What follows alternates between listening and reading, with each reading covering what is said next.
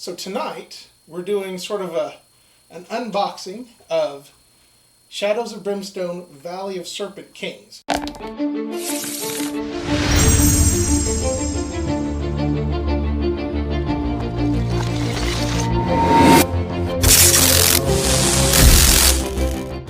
Welcome back to another episode of Unbox the Universe Tabletop, where we review board games and card games so that you don't need to.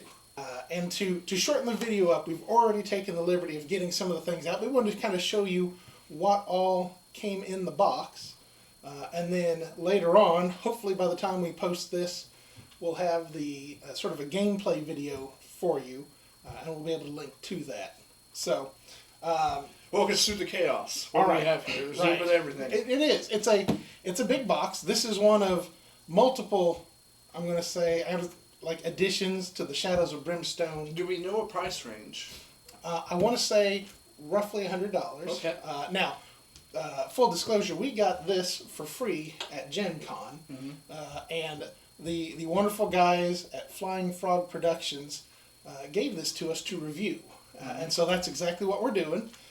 And I've played some of their games before, and I'm a fan. So I look forward to this one and hope that it's got similar mechanics, and maybe they've advanced upon those from sort of the earlier games that I've played with them. And in full disclosure, I have not played this before, and this looks like a lot of tedious stuff. But I'm excited to get into it. Can you start with the game pieces? Because I know you had to assemble some of that. So you bring up tedious, and yep. For those that are experienced with putting together models, I'm sure it would be not a problem. Yeah, well, yeah. And part of the excitement. Thing. Yeah. Like going into it, because we were on such a short filming schedule and want to get things ready, was a little bit under pressure and stuff. But I actually found that by putting these things together, I actually started to enjoy it by the end of things. So a little bit of super glue, plastic concrete, or whatever. So it comes with a ton of these little pieces, and I threw most of them away, but I want to keep one as a sample to show you. And the pieces are all in there, and you can. Did you have to cut them out with a pair of trimmers? So I did. I had trimmers, and I would cut out.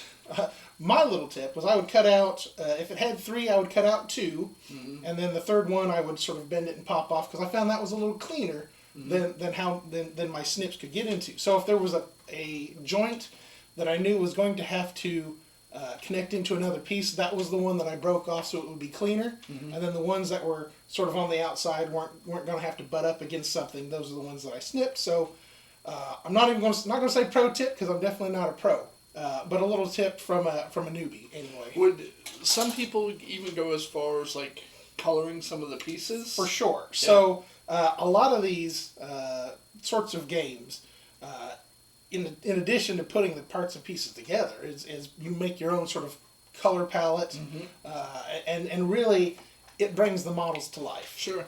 And for this, we realized we would have to have the models together for the game to make sense and stuff. So that's what we did. So you can see, and it comes with, I don't know, about 30 different pieces. We've got some that are basically I just had to glue to the bases, and then we had some that were like 20 pieces that had to be assembled to make the one thing. So that's that. It has cards for different scenarios. It's got a rule book, which Indy has in front of him. And it's also got an adventure book, which we have in the box. Now, for our first game, which was what we'll be doing, that actually comes from the rule book, not the adventure book. The adventure book gives you further scenarios. So this is actually a multi-mission game, which we'll discover when we do the playthrough. But the idea is you do different missions, and there's consequences whether you win a mission or lose a mission. But essentially, you keep going, and once you've played through like all 10 missions, that's the campaign. And so it's got mechanisms in order to be able to save your progress. You would write down the stats of your characters.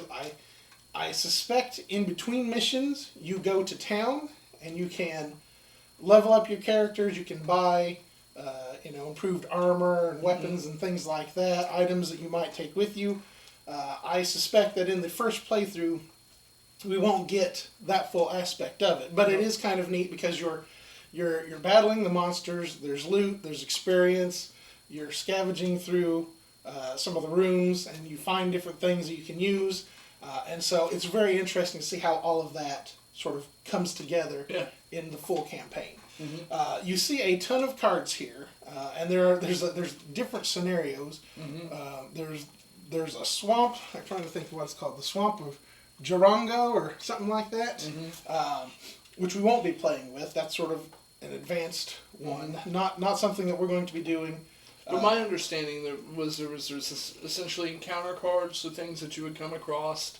You would have threat cards based on varying levels. Mm-hmm. So yes, and again that goes back to all these cards are from. Yeah. There's loot cards, scavenge, gear.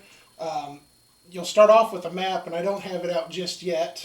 It's still in here. And you build it as you play, right? So there are cards that show you the map, and they're all shuffled. So basically, no two games are exactly alike because you may have different doors. It kind of builds as you go, so you don't even know when you start what it's going to end up like. And that's one of the more interesting things about this game series that piqued my interest is you're building your own story. Yeah, there's a narrative here that goes along with it, but each adventure is its sort of own path. Right. Because individual players will play differently. That'll develop the story differently. You'll open gateways differently, encounter things differently, and essentially gives you a substantial amount of playability. There's a versatile amount of entertainment that can come from one box. Well, and not only that, but as you, depending upon the makeup of your group that you're playing with, because this is a 1 to 4 player game, and I believe the missions are designed to take 90 to 180 minutes. So you could play this as a single person?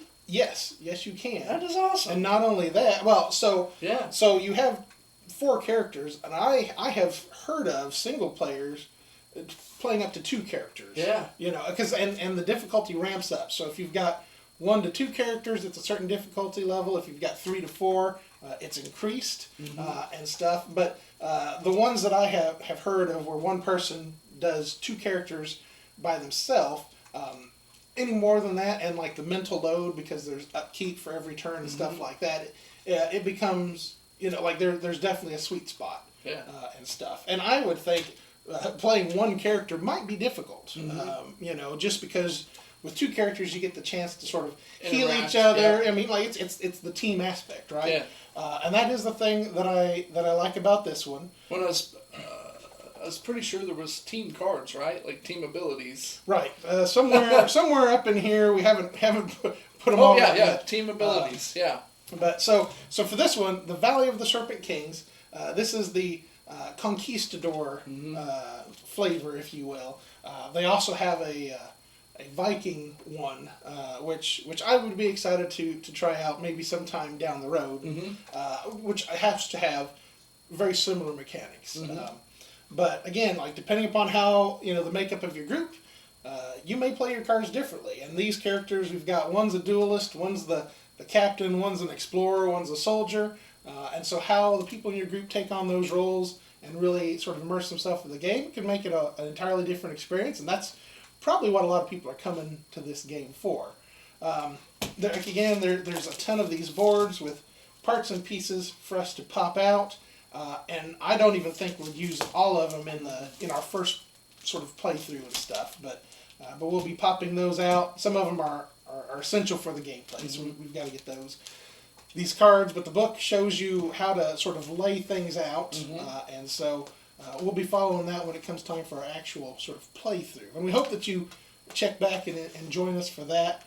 It should be a lot of fun. None of us are experts at this game, though. So you'll get an idea of sort of how your first playthrough might go, what it might look like coming out of the box.